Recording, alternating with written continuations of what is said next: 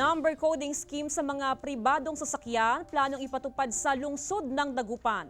Narito ang report ni King Guevara. Bilang paghahanda sa posibleng pagpapatupad ng General Community Quarantine, plano ng lokal na pamahalaan ng Dagupan na magpatupad ng number coding scheme sa mga pribadong sasakyan.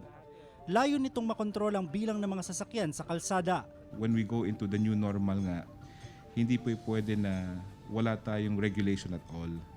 Somehow, somewhere, it has to be regulated pa rin yung paglabas ng tao, yung paggamit ng sasakyan, it still has to be regulated.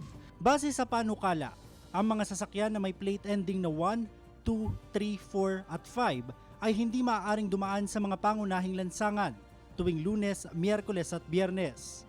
Samantalang ang may mga plate ending na 6, 7, 8, 9 at 0 ay hindi pa hintulutang dumaan sa mga pangunahing lansangan tuwing Martes, Huwebes at Sabado. Ang number coding ay patutupad tuwing Lunes hanggang Sabado mula alas 7 ng umaga hanggang alas 7 ng gabi. Nakatakdang pag-usapan ngayon sa sesyon ng Sangguniang Panglungsod ang planong pagpapatupad ng number coding scheme sa mga pribadong sasakyan dito sa siyudad ng Dagupan.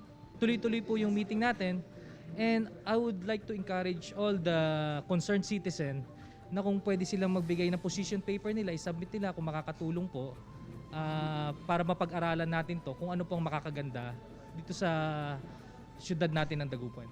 Pabor ang ilang motorista sa panukalang ordinansa.